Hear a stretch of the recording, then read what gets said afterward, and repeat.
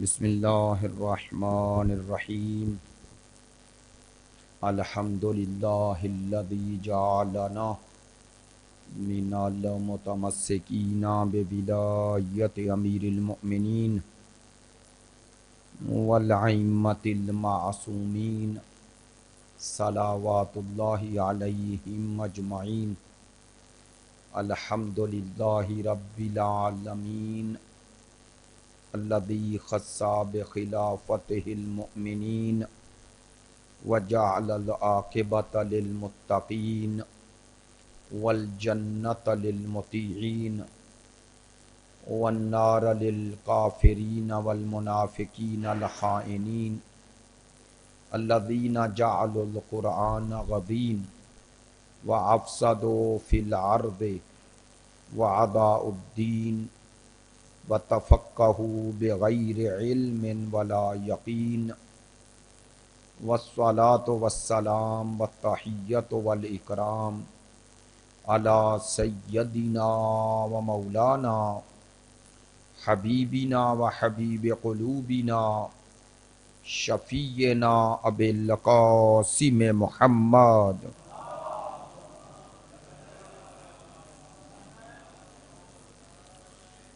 وآلہ الاطیبین الاطہرین الاجمدین الامجدین الذین ذہب اللہ عنہم الرجس وطہرہم تطہیرا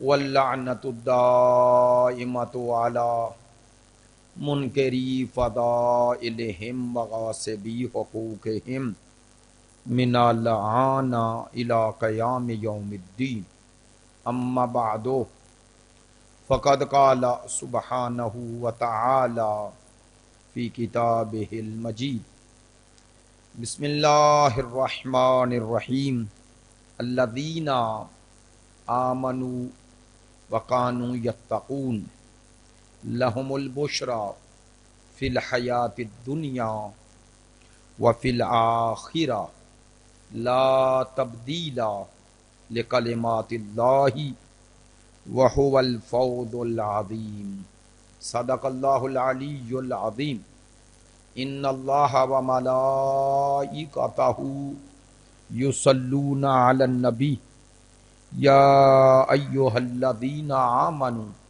صلوا علیہ وسلموا تسلیما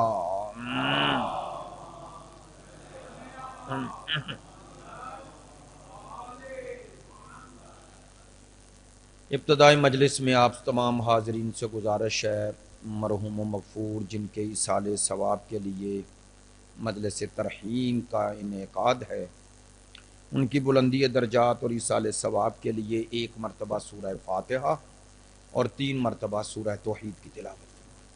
بسم اللہ الرحمن الرحیم الحمدللہ رب العالمین الرحمن الرحیم مالک یوم الدین ایاک نعبد و ایاک نستعین صراط الذین انعمت علیہم غیر المغضوب علیہم ولا الضالین۔ بسم اللہ الرحمن قل هو اللہ احد اللہ الصمد لم یلد ولم یولد ولم یکن بسم اللہ الرحمن الرحیم قل هو اللہ احد اللہ الصمد لم یلد ولم یولد ولم یکن بسم اللہ الرحمن الرحیم قل هو اللہ احد اللہ الصمد لم یلد ولم یولد ولم یکن له کفوا احد اللہم اغفر للمؤمنین والمؤمنات والمسلمین والمسلمات الاحیاء منہم والاموات تابع اللہم بیننا وبینہم بالخیرات انکا مجیب الدعوات انکا علی کل شیء۔ تمام دعاؤں کی قبولیت کے لیے صلوات۔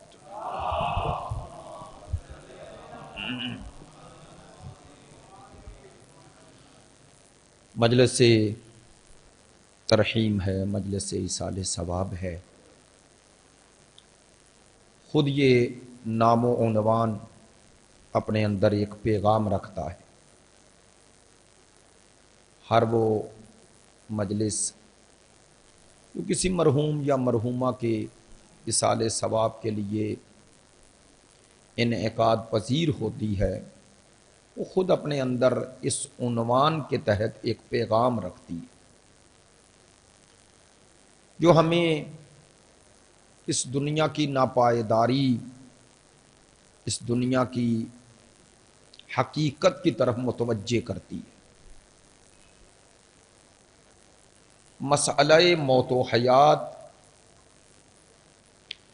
ہمیشہ انسانوں کے لیے ایک ایسا مسئلہ رہا ہے کہ جس انسان نے خالق موت و حیات کا انکار کیا ہے وہ بھی حقیقت موت کا منکر نہیں ہو سکا۔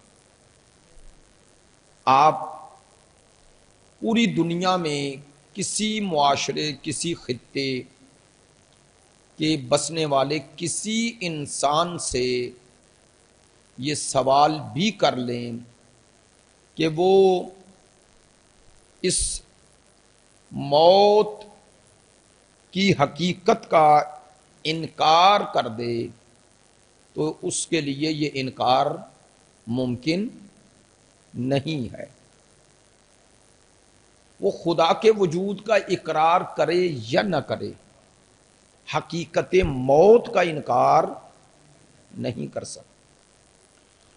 خود موت انسان کے لیے خدا کے وجود کی ایک ایسی دلیل ہے کہ باقی تمام دلائل اور حقائق سے انسان غفلت کا شکار بھی ہو جائے۔ موت ایک ایسی حقیقت ہے کہ جو خود غفلت سے بیداری کا ذریعہ ہے۔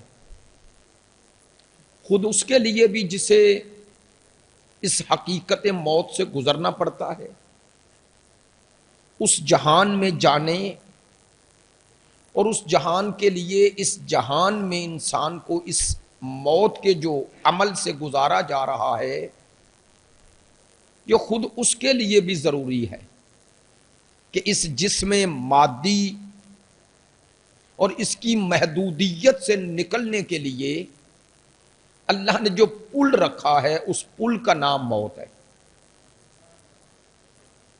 حدیث ہے ما خلقتم للفنا بل خلقتم للبقاء، فرمایا تم فنا کے لیے خلق نہیں ہوئے بلکہ بقا کے لیے خلق ہوئے۔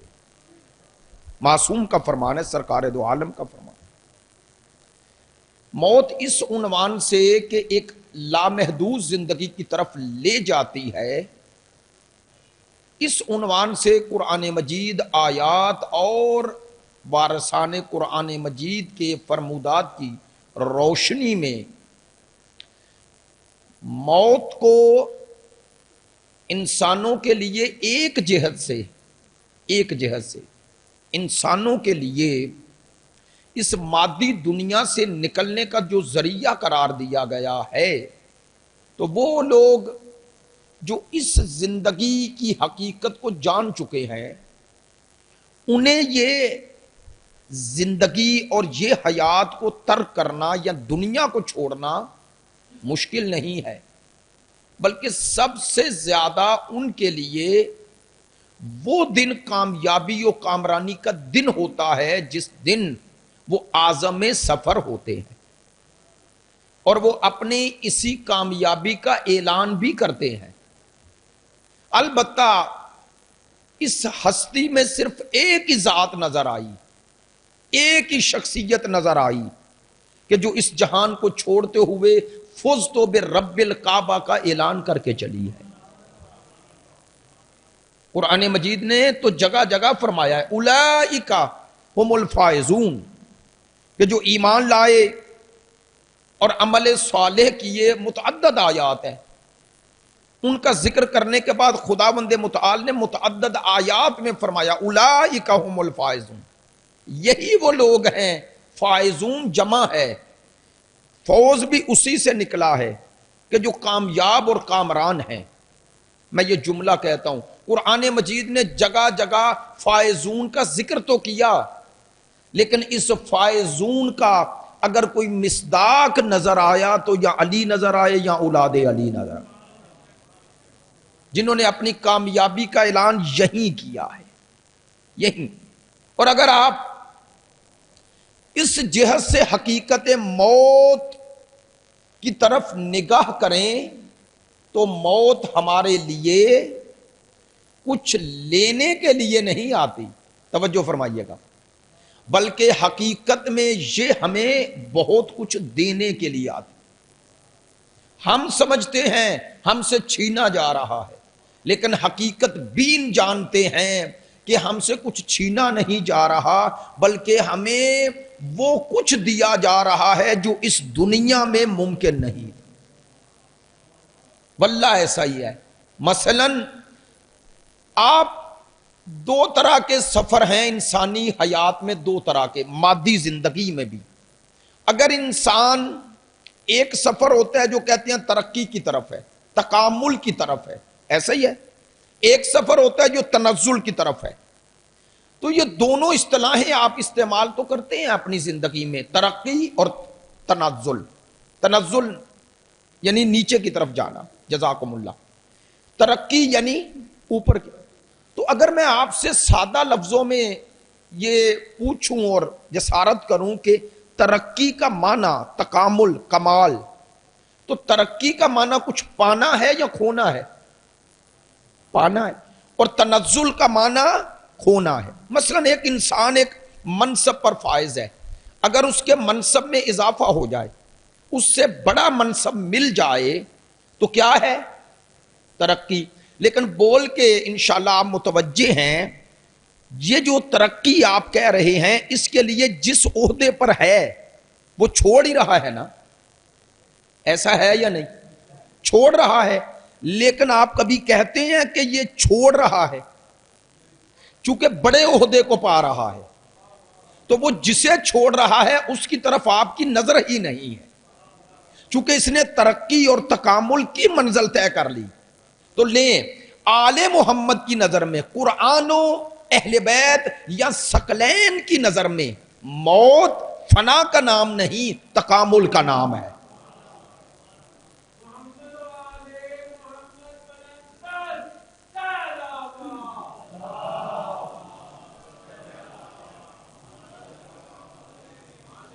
میری بات پہ توجہ ہو گئی ہے؟ یہ موت، یہ تنزل کا نام نہیں، غلط سمجھ بیٹھے۔ یہ منصب سے گرایا نہیں جا رہا، بلکہ اہل ایمان کو کمال تک پہنچایا جا رہا۔ ہاں، منافقین کے لیے، مشرکین کے لیے، اور وہ لوگ جنہوں نے اس دنیا میں رہتے ہوئے اس دنیا کے تقاضوں کو پورا نہیں کیا، اس دنیا میں رہتے ہوئے اس دنیا کے تقاضوں کو جن لوگوں نے ادا نہیں کیا، ان کے لیے موت ترقی نہیں، تنزل ہے۔ اور جن لوگوں نے اس دنیا میں وہ کیا ہے جو اس دنیا کے تقاضے ہیں، ان کے لیے موت تنزل نہیں، فنا نہیں، خوف کا ذریعہ نہیں ہے، بلکہ بقا، تکامل اور کمال اور ترقی کا ذریعہ ہے، ترقی کا ذریعہ۔ اسی لیے ہمیں اس دنیا میں بھیجنے کے بعد اس حیات کے ساتھ موت کا ذکر کر دیا گیا، تاکہ تمہیں خبر رہے کہ اس دنیا میں بھیجے گئے ہو۔ اب میں جملہ بدل رہا ہوں، آج موت کے اس پہلو پر بھی آپ نگاہ فرمائیں۔ اس دنیا میں بھیجنے کے بعد ہمیں موت کی خبر کیوں دی گئی؟ تاکہ پتہ چل جائے اس دنیا میں آئے ہیں اور اس دنیا میں رہیں گے۔ ہم سمجھتے ہیں اس دنیا میں رہ رہے ہیں، اس دنیا میں سفر ہے، اور سفر کسی منزل کے لیے ہوتا ہے، اور انسان مطمئن تبھی ہوتا ہے جب منزل پہ پہنچ جائے۔ تو یہ حیات ایک سفر ہے، اسی لیے جنہوں نے اس حیات کو سفر سمجھا وہ یہاں مطمئن نہیں ہوتے، وہ مطمئن تبھی ہوتے ہیں جب اس منزل پر پہنچنے کا اعلان ہو جاتا ہے۔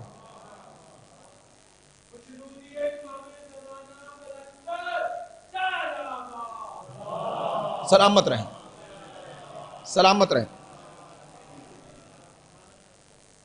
اس جہت سے دیکھیں گے تو موت حقیقت میں واقعاً یہ کمال کا ذریعہ ہے اور یہ ممکن ہی نہیں تھا. چلیں میں اور بات آسان کروں. ہمیں اس دنیا میں بھیج کر بھی اس دنیا کی طرف ہمارے اندر ایک میلان، ایک رجحان فطرت میں رکھ دیا گیا، اور اس کی دلیل میں یہ دیتا ہوں، اور انشاءاللہ سادہ لفظوں میں بات کر رہا ہوں تاکہ سب دوست متوجہ ہو جائیں اور مجھے بات اپنے نتیجے تک پہنچانے میں آسانی ہو. میں اگر آپ سے چند سوال کی جسارت کروں تو آپ کا جواب ہی میرے اس سوال کا جواب ہو جائے گا، مضمر ہے اس میں میرا جواب بھی. مثلا انسان یہاں اسی جہان میں ہر انسان یہ چند چیزیں اپنے اندر خواہش رکھتا ہے. مثلا ہر انسان چاہتا ہے میں ہمیشہ رہوں، چاہتا ہے یا نہیں؟ بقا، انسان فنا چاہتا ہے یا بقا؟ یہ جو کچھ انسان اس کائنات میں گھر بناتا ہے، پڑھتا ہے، اچھی ڈگریاں لیتا ہے، اس کے بعد محنت کرتا ہے، اس سب کے پیچھے، جد و جہد کے پیچھے بقا ہے. یعنی انسان چاہتا ہے میں باقی رہوں، ایسا ہے یا نہیں؟ ہمیشہ رہوں، ہمیشہ. اچھا، دوسری چیز، چونکہ اس زندگی کے 3 مرحلے ہیں، 3 مرحلے، بچپن، جوانی اور بڑھاپا. مجھے بول کے بتائیے گا اس میں آئیڈیل ترین زندگی جس کو زندگی سمجھتا ہے انسان، وہ نہ بچپن ہے نہ بڑھاپا ہے، وہ کیا ہے؟ جوانی. تو انسان جوان رہنا چاہتا ہے یا نہیں؟ چونکہ جوانی میں تندرستی ہے نا، انسان اس زندگی کو انجوائے کرتا ہے، تو اس کے لیے آئیڈیل ایج نہ بچپن ہے نہ جوانی. ایسا ہی ہے، جوان رہنا چاہتا ہے یا نہیں؟ رہتا ہے نا. انسان یہ چاہتا ہے یا نہیں کہ میرا کوئی عزیز و اقارب جس سے مجھے قلبی تعلق ہے وہ مجھے چھوڑ کے نہ جائے؟ بولیے، ان کا قرب چاہتا ہے. ایسا ہی ہے. انسان بیماری سے اور اس تکالیف اور مصائب و آلام سے دور رہنا چاہتا ہے یا نہیں؟ فطرت یہی چاہتی ہے. ایسا ہی ہے. تو یہ چند چیزیں ہر انسان کی فطرت میں، اب لفظ فطرت کہہ رہا ہوں، کیوں کہہ رہا ہوں؟ چونکہ میں اس کا سبب جانتا ہوں اس لیے کہہ رہا ہوں. یہ چیزیں ہماری فطرت میں شامل ہیں یا نہیں؟ بقا چاہتا ہے، جوانی چاہتا ہے یعنی تندرستی چاہتا ہے، وہ جس سے قلبی تعلق ہے اسے ہمیشہ رکھنا چاہتا ہے، اس کے قریب قرب چاہتا ہے، ان آسائشوں میں رہنا چاہتا ہے. تو یہ جو چاہتا ہے، اب آپ کا میرا جو سوال تھا اس کا نتیجہ، یہ جو چاہتا ہے اس دنیا میں یہ ہوتا ہے؟ بولیے، نہیں ہوتا. ہمیشہ رہے گا، جوان رہے گا، جو قرب قریبی ترین تعلق ہے جس سے، وہ چھوڑ کے جا رہے ہیں یا نہیں؟ ایسا ہی ہے نا. انسان تندرست رہنا چاہتا ہے، خود کوئی بیماری نہ ہو، خود بڑھاپا، ضعیفی ایک بیماری ہے یا نہیں؟ انسان میں وہ قوت، وہ قدرت نہیں رہتی. مجھے یاد ہے میرے والد محترم، وہ 80 کے قریب ان کی وفات ہوئی، تو میں بار بار ڈاکٹر سے پوچھ رہا تھا. ایک ڈاکٹر نے بڑا پیارا جملہ کہا، مجھے کہنے لگا قبلہ یہ بڑھاپا خود بیماری ہے، یعنی اب ان کے لیے اتنی حالت جس میں یہ زندگی بسر کر رہے ہیں یہی ان کی زندگی ہے. تو اس سے پتا چلا کہ زندگی کی ایک سٹیج پر پہنچ کر آپ خود طے کر لیتے ہیں کہ اب جتنی گزر جائے اتنی ہی، لیکن وہ زندگی سے انسان انجوائے تو نہیں کر رہا ہوتا. تو میں کہنا کیا چاہتا ہوں، یہ جو چاہتا ہے، میری بات پہ توجہ فرمائیے گا، آپ کو تب نتیجہ پہنچے گا. یہ جو چاہتا ہے، جوان رہنا چاہتا ہے، ہمیشہ رہنا چاہتا ہے، عزیز و اقارب کے ساتھ رہنا چاہتا ہے، تندرست رہنا چاہتا ہے، یہ جو چاہتا ہے اس دنیا میں وہ ہو رہا ہے؟ نہیں ہو رہا. تو اب میں کہہ رہا ہوں پھر پروردگار نے یہ رکھا کیوں فطرت میں؟ یہ اسی لیے رکھا کہ ایک جہان ایسا ہے جہاں ویسے رہو گے جیسے چاہتے ہو. ایک اللہم صلی علی محمد وعلی محمد. اب توجہ فرمائیے گا تاکہ میری بات ضائع نہ ہو، توجہ فرمائیے گا. میں نے عرض کیا اس جہان میں جو چاہتے ہیں ویسا نہیں ہو رہا. تو رکھا کیوں ہماری فطرت میں؟ اس لیے رکھا کہ یہاں رہتے ہوئے تم اس جہان کی طرف متوجہ رہو جاؤ. کیوں ہو جاؤ؟ خدا نے کہا جیسے یہاں چاہتے ہو ویسے یہاں تو نہیں رہو گے، لیکن ایک جہان ہے جہاں ویسے رہو گے جیسے یہاں چاہتے ہو۔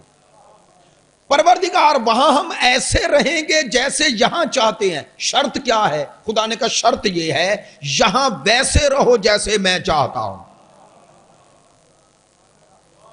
اس جہان میں ویسے رہو جیسے میں چاہتا ہوں، اس جہان میں تم ویسے رہو گے جیسے تم چاہتے ہو۔ میں یہ بات ہواؤں اور فضاؤں میں نہیں کر رہا، حدیث قدسی ہے، خدا فرماتا ہے اے بندے یہاں وہ کر جو میں کہہ رہا ہوں، اس جہان میں وہ ہوتا جائے گا تو جو تو چاہے گا۔ اب شرط ہے اس جہان میں وہ کرو جو خدا چاہتا ہے۔ خدایا تو کیا چاہتا ہے؟ تو کیا چاہتا ہے؟ پروردگار نے فرمایا میں نے 1,24,000 انبیاء اور سید الانبیاء کے بعد 12 امام اسی لیے بھیجے تاکہ تمہیں سمجھائیں خدا کیا چاہتا ہے، وہ کیا چاہتا ہے۔ میں آسان کروں، خدا نے کہا انہیں دیکھو، جو یہ کہیں وہ بھی کرو، جو یہ کریں وہ بھی کرو، ان کی قول میں بھی گفتار میں بھی اتباع کرو، ان کی رفتار اور کردار میں بھی اتباع کرو۔ خدا نے فرمایا دوسرے لفظوں میں، قرآن مجید میں 2 لفظ استعمال ہوئے ہیں، اطاعت اور اتباع۔ علماء فرماتے ہیں اطاعت میں گفتار ہوتی ہے، قول کی پیروی، لیکن اتباع میں صرف گفتار نہیں ہوتی، صرف قول نہیں ہوتا، عمل میں بھی پیروی ہوتی ہے۔ اطاعت میں اور اتباع میں یہ فرق ہے، کہتے ہیں اطاعت میں اقوال پہ نظر ہے، اتباع میں افعال پہ نظر ہے۔ تو گویا وہ بھی کرنا ہے جو یہ کہیں اور وہ بھی کرنا ہے جو یہ کریں۔ تو جو یہ کریں وہ کرنے کا کیا معنی ہے؟ تو آسان اہل زبان کے الفاظ میں کہوں، خدا نے کہا جو ان کی زبان سے سنو اس کو پر بھی عمل کرو، اور جو یہ کریں ان کے قدم بہ قدم کرتے جاؤ۔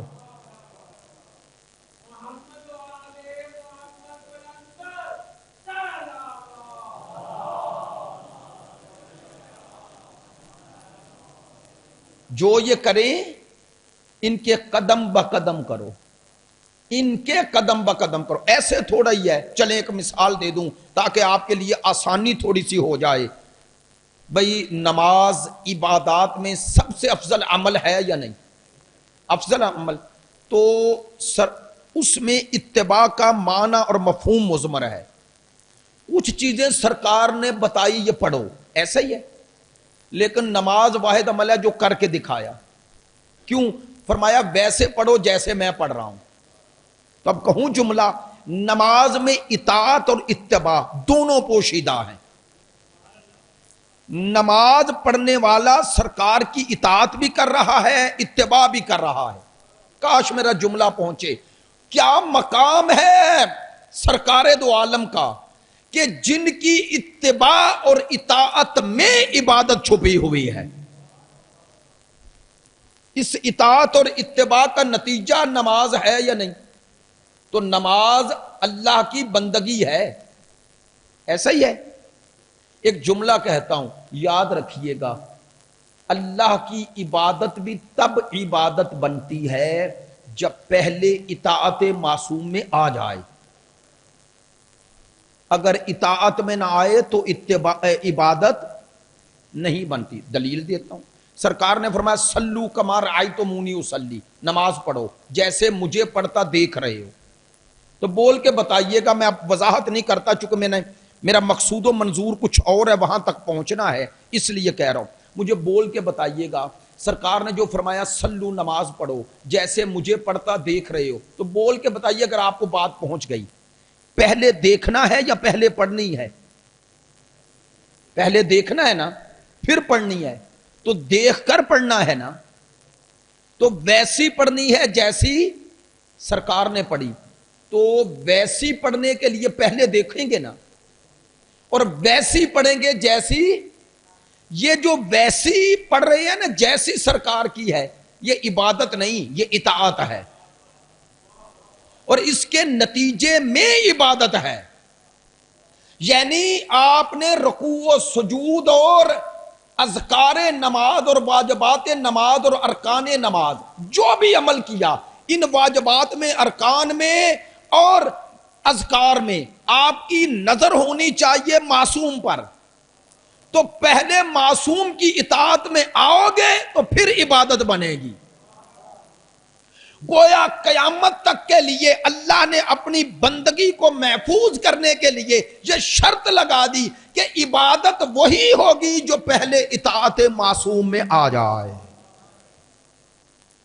اگر اطاعت معصوم میں نہیں ہے تو عبادت نہیں ہے۔ عبادت تب عبادت بنتی ہے جب اطاعت معصوم۔ اسی لیے نماز کا حکم خدا نے دیا اور طریقہ مصطفیٰ نے دیا، اس حکم کا نام بھی اطاعت ہے اور اس طریقے پر عمل کرنے کا نام بھی اطاعت ہے۔ تو گویا خدا نے مصطفیٰ کو اپنی اطاعت کے ساتھ ایسے مربوط کر دیا اور ایسے ملا دیا کہ قیامت تک ان دو اطاعتوں میں فرق نہ ہو سکے، فرق نہ ہو۔ تو اب جب اطاعت کا یہ معیار ہو تو مصطفیٰ کے بعد بھی اطاعت کا یہی معیار چلنا چاہیے۔ اسی لیے فرمایا میں تم میں دو چیزیں چھوڑ کے جا رہا ہوں، قرآن اور اہل بیت۔ اچھا، اب میں نے سفر یہ طے جو کرنا ہے تو آسان کر دیتا ہوں۔ یہ سفر حیات طے ہوگا ثقلین کی اطاعت میں، سرکار کے بعد یہ سفر طے ہوگا ثقلین یعنی قرآن اور اہل بیت کی اطاعت میں۔ اگر ان کی اطاعت میں رہے تو نتیجہ کیا ہے؟ اب میں ایک حدیث پڑھتا ہوں اور اسی کا صرف معنی کر کے آپ سے اجازت چاہتا ہوں۔ ایک صلوات کی زحمت فرمائیے۔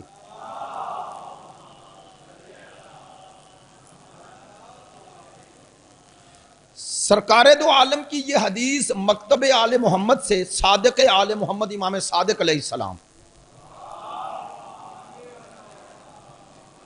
کے وسیلے سے ان کے آباء و اجداد تک پہنچ رہی ہے۔ بہار الانوار کی حدیث ہے، آپ نے شاید پہلے بھی سماعت فرمائی ہو۔ سرکار دو عالم نے ارشاد فرمایا حبی و حب اہل بیتی، میری اور میری اہل بیت کی محبت۔ اب توجہ فرمائیں، جملہ کہہ رہا ہوں وضاحت نہیں کر سکتا۔ حبی و حب اہل بیتی نافع فی سبعۃ مواطن، فرمایا میری اور میری اہل بیت کی محبت نافع، یہ فائدہ دے گی، یہ نفع دے گی، فی سبعۃ مواطن، 7 جگہوں پر۔ اب آپ نے سننا ہے غور سے کہ یہ 7 جگہیں کون سی ہیں؟ احوالہن عظیمہ، فرمایا جہاں کی مصیبتیں بہت ہولناک ہیں، یعنی معمولی مصائب اور معمولی مشکلات کی جگہ پر میری اور میری اہل بیت کی محبت تمہیں فائدہ نہیں دے گی۔ توجہ فرما رہے ہیں؟ میں اہمیت محبت رسول و آل رسول بیان کر رہا ہوں۔ حبی و حب اہل بیتی نافع فی سبعۃ مواطن، میری اور میرے اہل بیت کی محبت تمہیں 7 جگہ پہ نفع دے گی۔ احوالہن عظیمہ، جہاں کی مصیبتیں بہت ہولناک ہیں۔ اچھا، وہ ہولناک مصیبتیں کون کون سی ہے جہاں اہل بیت کی محبت ہمیں نفع دے گی اور رسول و آل رسول کی؟ پہلا جملہ ہی اور اسی پر انشاءاللہ بات سمجھ لیتا ہوں، عند الوفات۔ فرمایا میری اہل بیت کی محبت اور میری اہل بیت کی محبت، پہلا مرحلہ جہاں تمہارے لیے ایک نعمت بن کے آئے گی، یہ وہ وقت ہے جب اس دنیا کو چھوڑ رہے ہو۔ کاش ہم اس جملے کی اہمیت ہی سمجھ جائیں تو اہل بیت کی محبت کو کبھی دنیا سے نہ تولیں۔ خدا کی قسم، آپ کے پاس مال ہو، اولاد ہو، منصب ہو، دولت ہو، شہرت ہو، میری بات کی تائید فرمائیے گا اگر درست ہے، یہ تمام دنیا اور مادی وسائل ہوں، یہ سب آپ کے لیے تب تک کارآمد ہیں جب تک آپ کی آنکھ بند نہیں ہو رہی ہے یا نہیں؟ لو، دنیا کی ہر نعمت مادی موت تک ہے، اور آل محمد کی محبت کا فائدہ شروع ہی موت سے ہو رہا ہے۔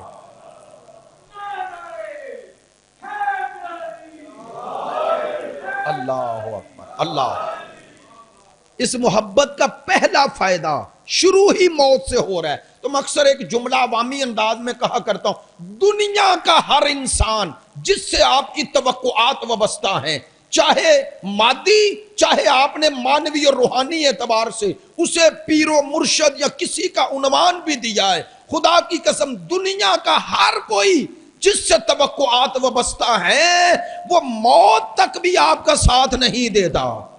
یہ آل محمد ہیں جن کا ساتھ شروع ہی موت کے بعد ہوتا ہے۔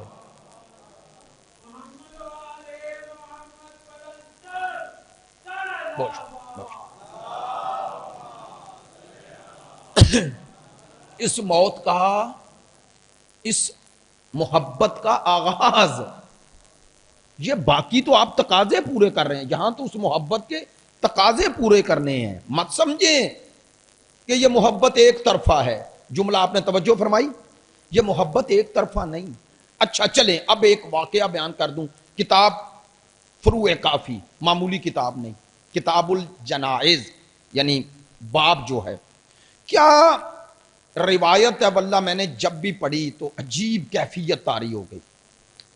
روایت طویل ہے، اور چونکہ روایت میں میرے اس محل شاہد ہیں میری اس بات پر، اس لیے راوی ہیں علی ابن معلہ، علی ابن عقبہ۔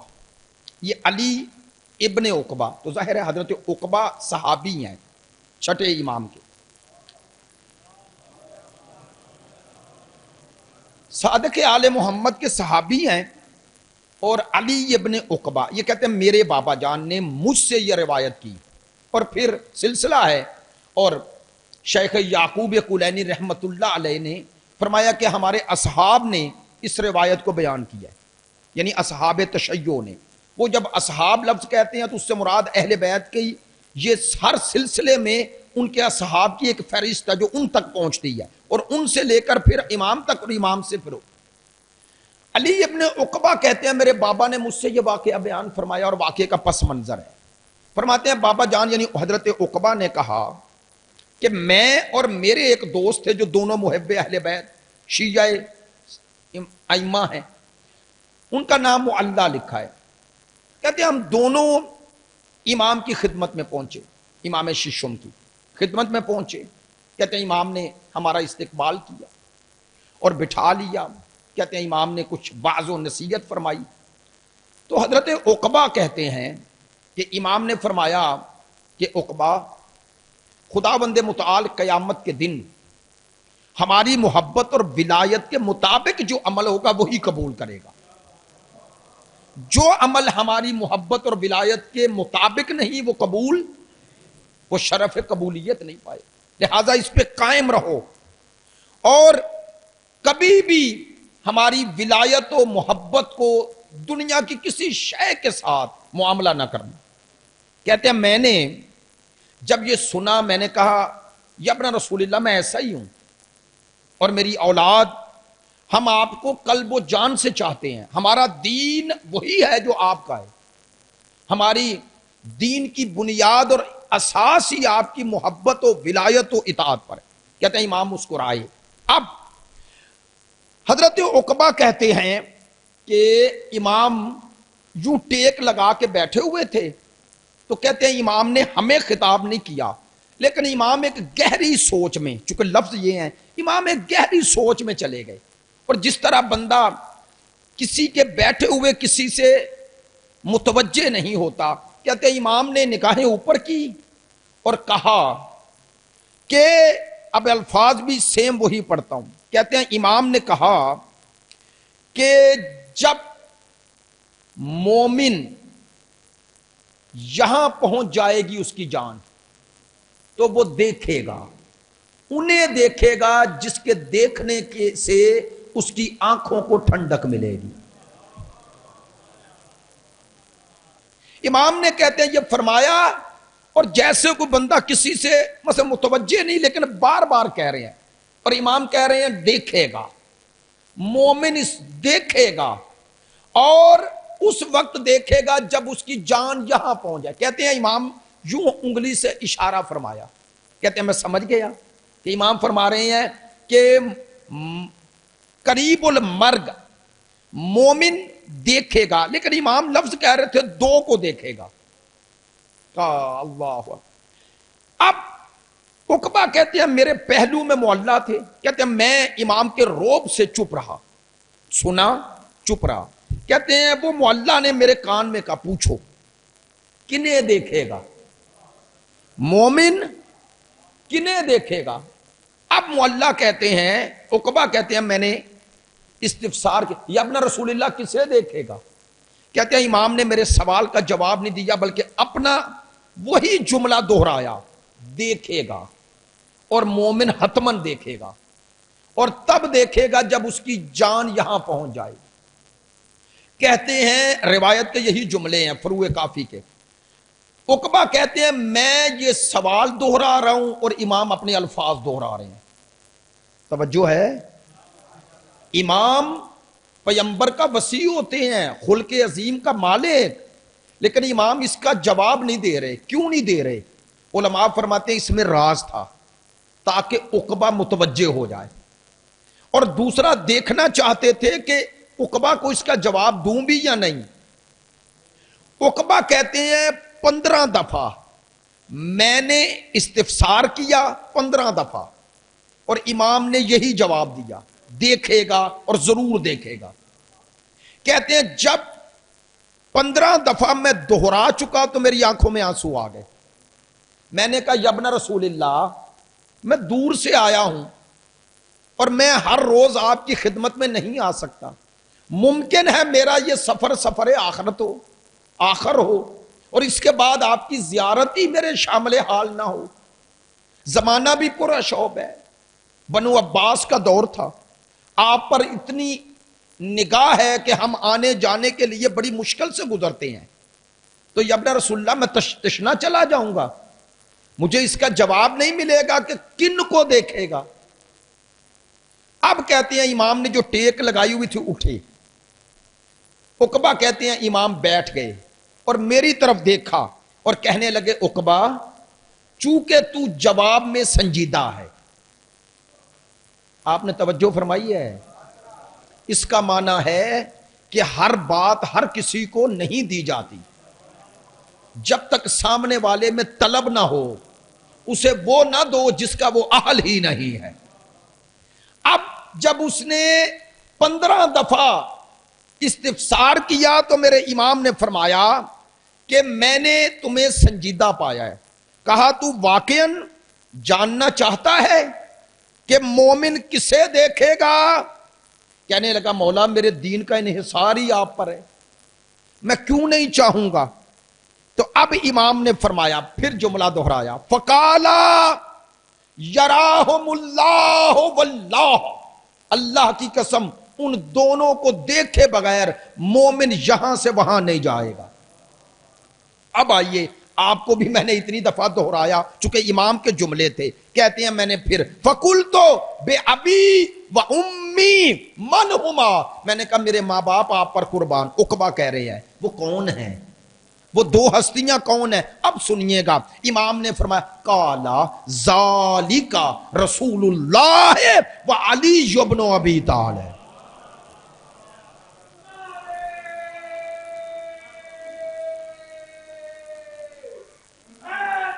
یا ذالک رسول اللہ و علی ابن ابی طالب. یا عقبہ، اے عقبہ وہ میرا نانا مصطفیٰ اور میرے دادا مرتضیٰ ہوں گے. فرمایا عقبہ میں تمہیں یہ خبر دے رہا ہوں لن تموت نفس مومنۃ ابدا حتی یراہما. فرمایا خدا کی قسم کوئی مومن مرد ہو یا عورت ہو اس وقت تک فرشتہ اسرائیل اس کی روح کو قبض کرنے کی اجازت ہی نہیں رکھتا جب تک وہ میرے نانا اور دادا کی زیارت نہ کر رہے۔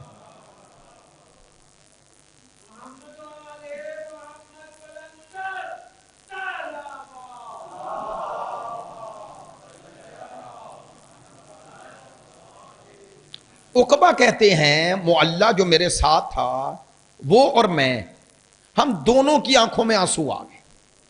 ہم نے اب تھوڑا سا کہتے ہیں اپنی اصطلاح میں جسارت کی، کہتے ہیں آگے بڑھے۔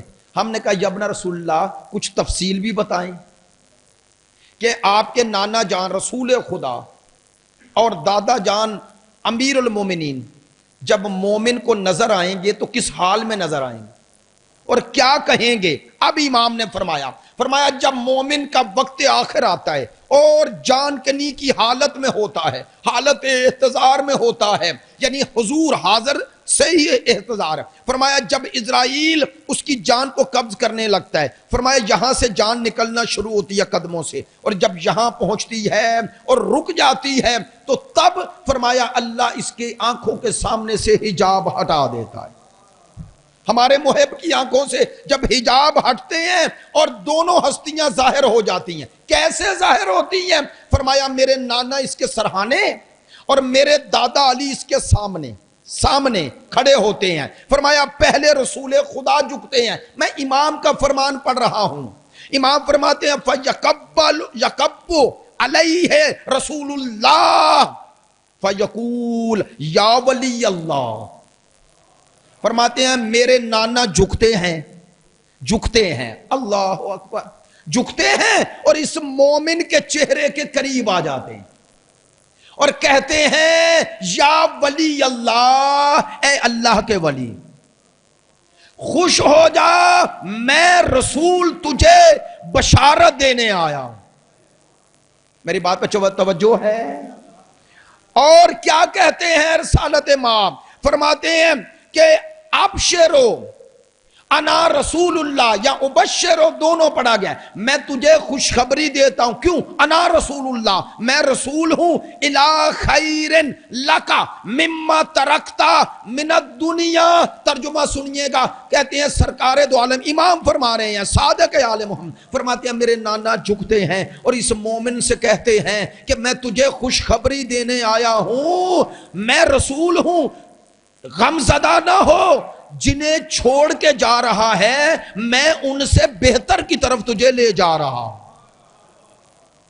الی خیر مما ذالک ترکت من الدنیا، جنہیں دنیا میں چھوڑ کے جا رہے ہو میں ان سے بہتر ہوں۔ اللہ اکبر۔ بس نہ معصوم کا یہ فرمان نہ ہوتا تو میں 10 دفعہ سوچتا۔ ثم ینہض رسول اللہ، معصوم فرماتے ہیں پھر سرکار سیدھے کھڑے ہو جاتے ہیں اور کیا ہوتا ہے؟ فَيَقُومُ عَلِيٌّ، پھر علی گویا ہوتے ہیں، سامنے ہے نا، مومن کو پکارتے ہیں، کہتے ہیں میری طرف دیکھ۔ جب وہ دیکھتا ہے تو کہتے ہیں فَيَقُول یا ولی اللہ۔ مولا علی فرماتے ہیں وہ بھی وہی جملے کہتے ہیں، اے ولی خدا خوش ہو جا، میں تیرا امام ہوں، وَلَقَدْ الَّذِي كُنْتَ تُحِبُّهُ، جس سے تو پوری زندگی دعوی محبت کرتا رہا۔ لَأَنْفَعَنَّكَ، سنیے کا جملہ، کہتے ہیں مولا علی فرماتے ہیں، امام فرما رہے ہیں، چھٹے امام فرماتے ہیں میرے دادا علی اس اپنے محب کو، اس شیعہ کو مخاطب کر کے کہتے ہیں میں تجھے خوشخبری دینے آیا ہوں، چونکہ ساری زندگی تو نے میری محبت پر کسی شے کو ترجیح نہیں دی ہے، اس لیے میں تجھے لے جانے کے لیے آ گیا۔ توجہ ہے میری بات پہ؟ اچھا توجہ فرمائیے، معذرت چاہتا ہوں، ٹائم ختم ہو گیا، وقت میرا پیش نظر جتنا تھا۔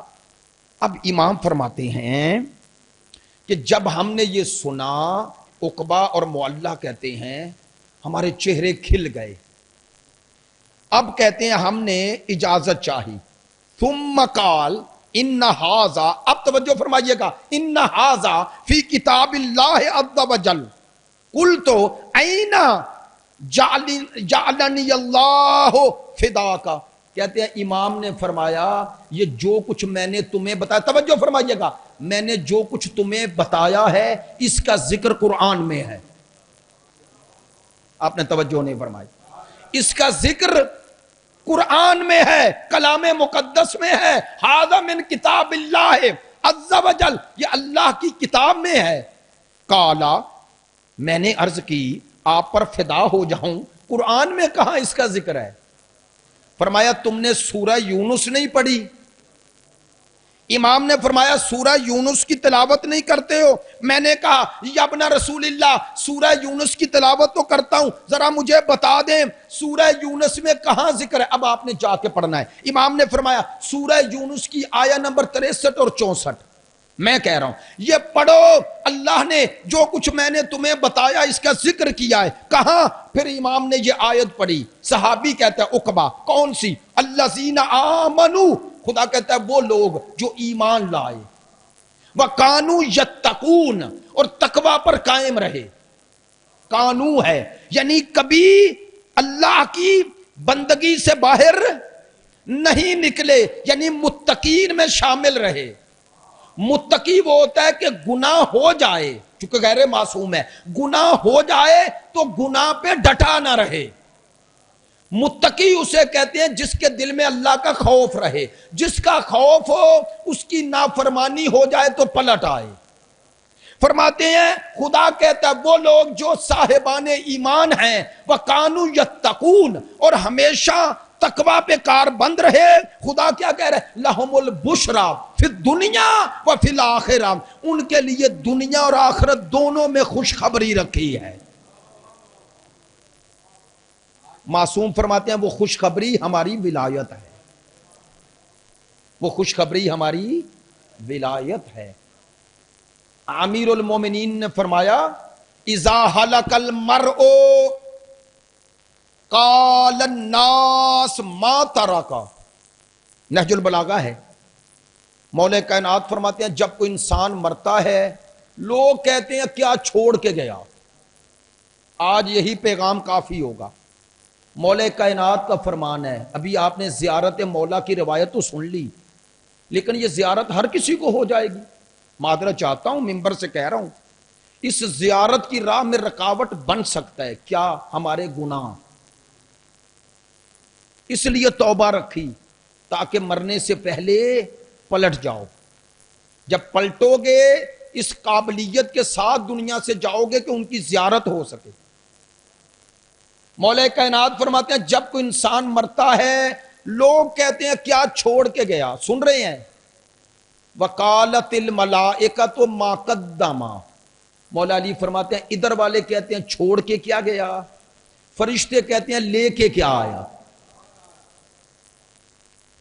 ادھر والوں کو چاہیے وہ جو لے کے گئے ہو، ادھر والے کہتے ہیں چھوڑ کے کیا گیا. تو مولا فرماتے ہیں اے بندہ خدا، جو چھوڑ جائے گا وہ چھوٹ جائے گا، جو لے جائے گا وہ چلا جائے گا. لہذا اس دنیا سے زیادہ اس کی فکر کر، اس کی فکر کر. اس لیے کہہ رہا ہوں کہ خوش قسمت ہے وہ مومن، خوش قسمت ہے وہ مرحوم جو محبت اہل بیت پہ دنیا سے جائے.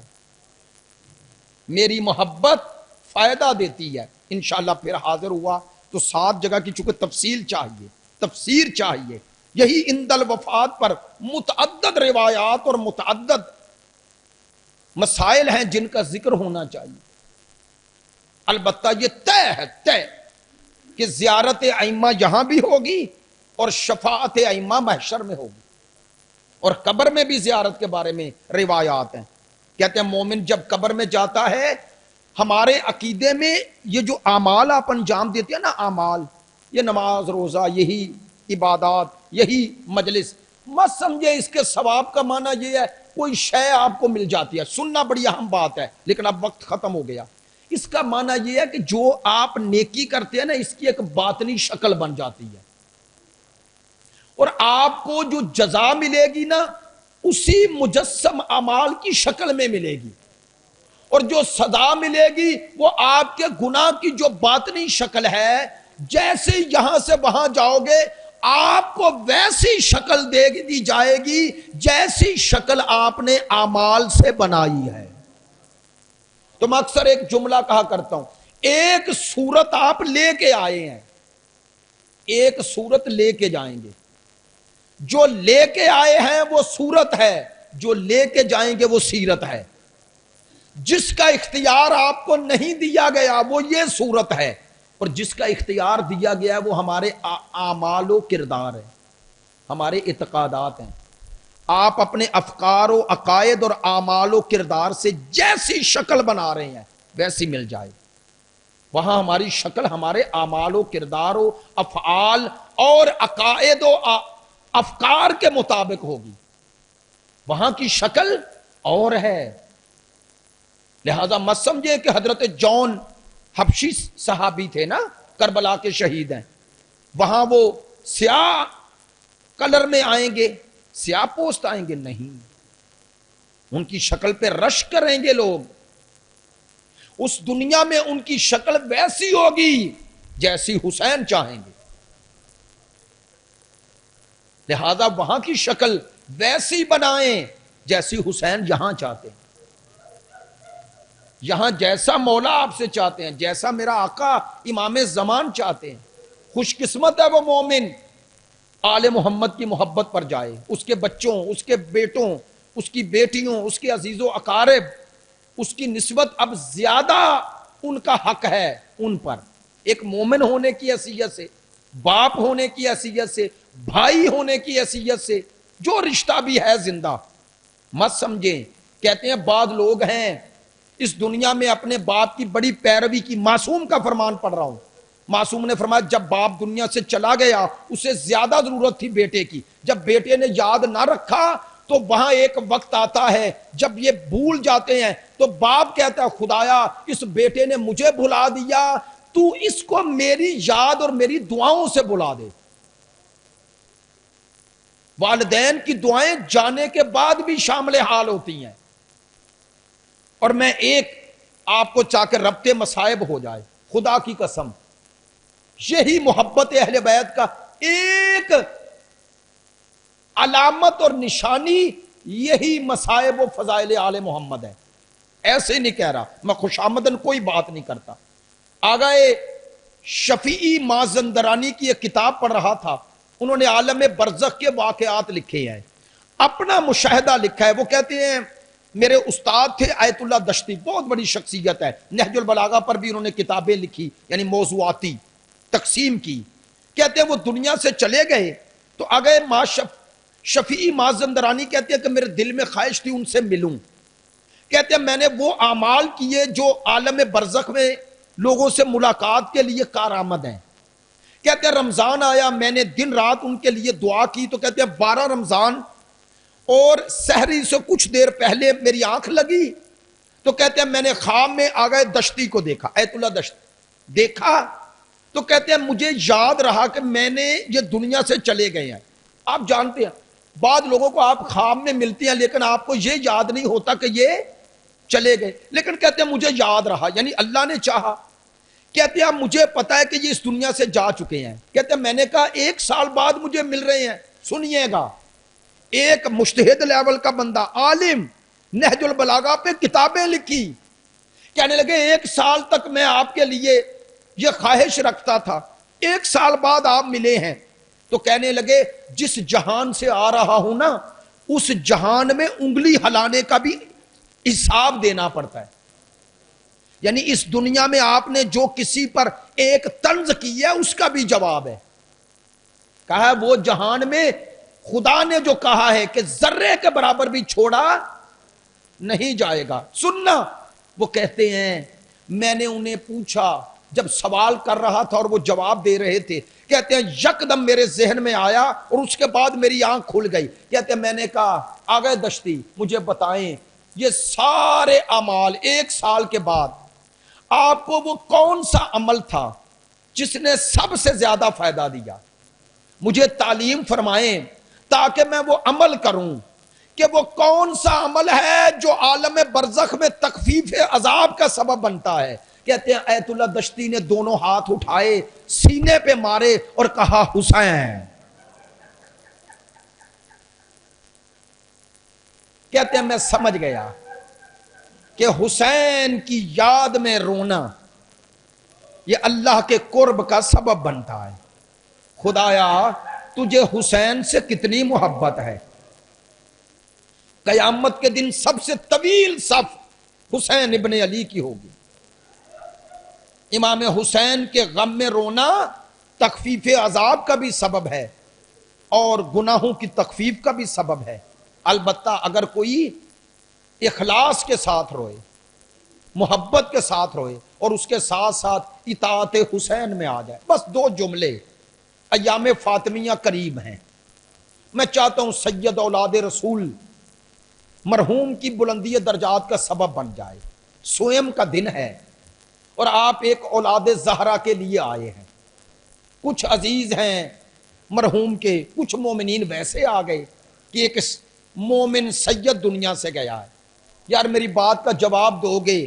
شیعہ گھروں میں پروان چڑھنے والے بزرگ جوان بچے, مجھے بتاؤ ان کا ذکر ہو کسی کا بھی, ہم ذکر آل محمد کرتے ہیں نا مرحوم کے لیے, ایصال ثواب کے لیے, اور جب آخر مجلس میں آتے ہیں تو پھر حسین کا ذکر کرتے ہیں. کیوں کرتے ہیں؟ چونکہ کائنات میں واحد حسین ہے. میں اکثر کہا کرتا ہوں یہ جنہیں پنجتن پاک کہتے ہو, ان پنجتن کے جنازے کیسے اٹھے؟ کم از کم اہل سنت سے ہی سوال کرو. پنجتن میں پہلا جنازہ رسول کا تھا, کتنے لوگوں نے اٹھایا اور کتنے لوگ شریک ہوئے؟ میں نے ایک اہل سنت دوست سے پوچھا, عموماً اہل سنت ہمارے برادران چونکہ زیادہ استفسار نہیں کرتے اپنے علماء سے, مجھے کہنے لگا, دوست تھا کہ شیخ صاحب بتائیں کتنے لوگوں نے؟ میں نے کہا الفاروق پڑھ لو. کہنے لگا میرے ذہن میں تو یہ تھا مدینے کی گلیاں بازار بھرے ہوں گے. میں نے کہا خدا کی قسم رونے والی بطول تھی اور کفن و دفن کرنے والے مولا علی تھے اور لوگ عہدوں کی بندر بانٹ میں مصروف تھے. پہلا جنازہ رسول کا اٹھا عالم غربت مدینے میں. رسول خدا کے جنازے کے ساتھ جو ہوا بیان نہیں کرتا, وقت نہیں.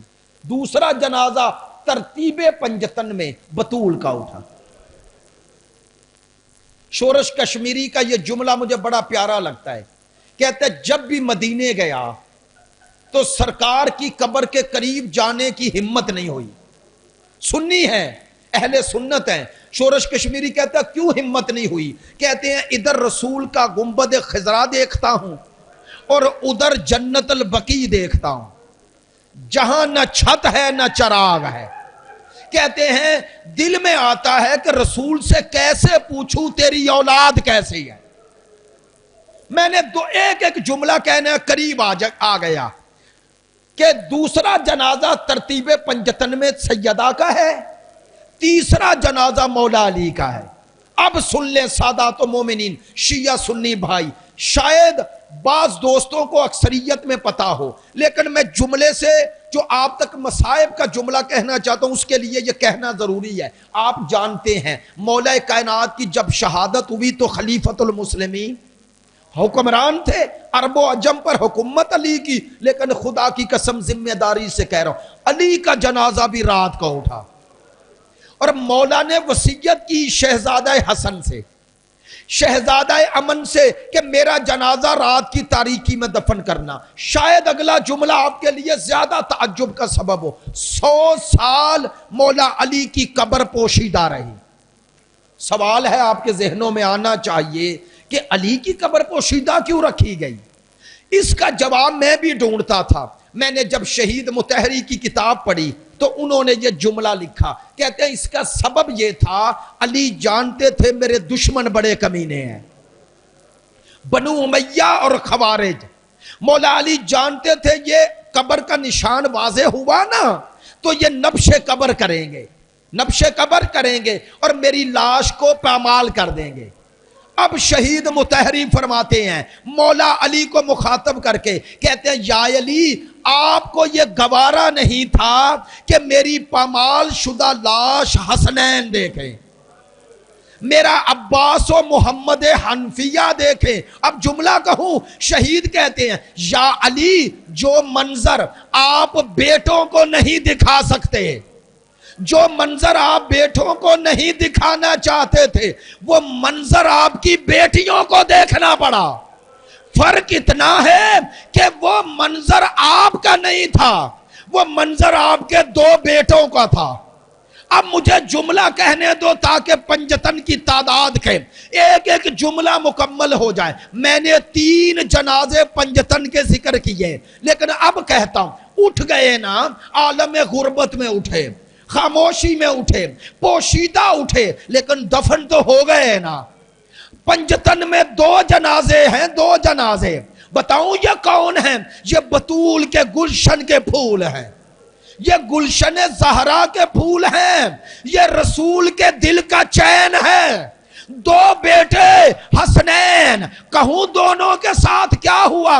ایک کے جنازے پہ تیر برس گئے اور دوسرے کا جنازہ تیروں پہ معلق رہا۔ اب کہوں کہ کائنات میں پنجتن کی مظلومیت میں نے بیان کر دی، مجھے نہیں معلوم کتنے دوست متوجہ ہوں گے۔ پنجتن کی مظلومیت بیان کی، کسی کے جنازے میں لوگ نہ آئے، کسی کا جنازہ رات کی تاریکی میں اٹھا، مولا علی کا جنازہ 100 سال پوشیدہ رہا، ایک کے جنازے پہ تیر اور دوسرے کا جنازہ تیروں پر معلق رہا۔ اب کہوں جملہ، جو پنجتن کی مظلومیت کو آنکھوں سے دیکھتی رہی، اس کا نام زینب ہے، جس نے بچپن میں نانا کے دماغ پر تہمت بھی سنی۔ جملہ کہہ رہا ہوں سخت ہے، دست بستہ، جس نے بچپن میں ماں کا زخمی پہلو دیکھا، جس نے جوانی میں باپ کا زخمی سر دیکھا۔ اب جملہ آخری اور زحمت ختم۔ یہ وہ مظلومہ ہے علی کی بیٹی ثانیہ زہرا کہ نانا کے دماغ پر ہذیان کی تہمت بھی سنی، ماں کا زخمی پہلو بھی دیکھا، بابا کا زخمی سر بھی دیکھا۔ جملہ کہوں، ایک بھائی کے جنازے پر تیر دیکھے اور 5ویں بھائی اور 5ویں ہستی کے جنازے پر آئی۔ کیسے آئی؟ ہاتھ پسے گردن ہے۔ جب مقتل میں آئی اور اپنے بھتیجے امام سجاد سے پوچھا، میرا بیٹا بتا میرا بھائی کہاں ہے؟ ہاں، بھائیوں کے جنازے بہنیں نہیں بھولتی، لیکن کیوں پوچھا ثانیہ زہرا نے؟ خدا کی قسم جنازے کی حالت ایسی تھی۔ ہاں، جنازہ پہچانا جاتا ہے سر کے ساتھ، جس کا سر نوک نیزہ پر ہو، جس کے جسم کو پامال کر دیا گیا۔ ہاں، آخری جملہ کیوں کہا؟ ختم کر رہا تھا، آپ کی محبت دیکھ کے کہہ رہا ہوں۔ کہتے ہیں ثانیہ زہرا نے ناکے کی پشت پر یہ سوال کیا اور پھر سید الساجدین کے چہرے پہ نگاہ کی۔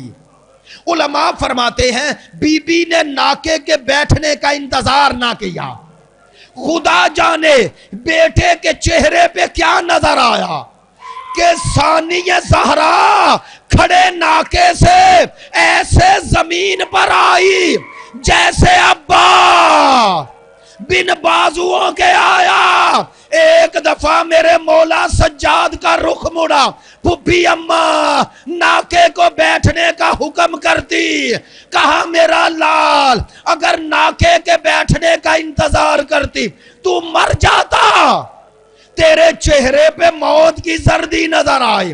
اب کہا رو کر میرے چوتھے امام نے کہا پھپھی اماں اس بیٹے کی مظلومیت دیکھو جس کے سامنے بابا کا لاشا نہ غسل دے سکا نہ کفن۔ الا لعنت اللہ علی القوم سیعلم اللہ ظلم الجنہ۔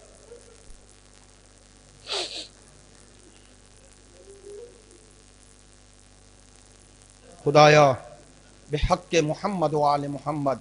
پروردگار عالمین اس مجلس اور ذکر و اذکار، تلاوت قرآن اور نظر و نیاز کے اہتمام کے صدقے میں مرحوم سید جواد اصغر زیدی ابن سید محسن حسین زیدی کے درجات عالی و متعالی فرما، اعلیٰ علیین میں اعلیٰ مقام عطا فرما۔ پروردگار ان کی قبر کو نور ولایت سے منور فرما، حضرت سیدہ کی شفاعت ان کے شامل حال فرما۔ پروردگار ان کی قبر کو نور ولایت اور ذکر حسین سے منور فرما۔ پروردگار ان کے پسماندگان کو صبر و اجر عطا فرما، حاضرین کے مرحومین کی مغفرت فرما۔ پروردگار ہم سب کا خاتمہ بالخیر فرما۔ پروردگار اس عالم میں آل محمد کی ولایت و اطاعت اور معرفت و محبت اور میدان محشر میں ان کی شفاعت سے بہرہ ور فرما۔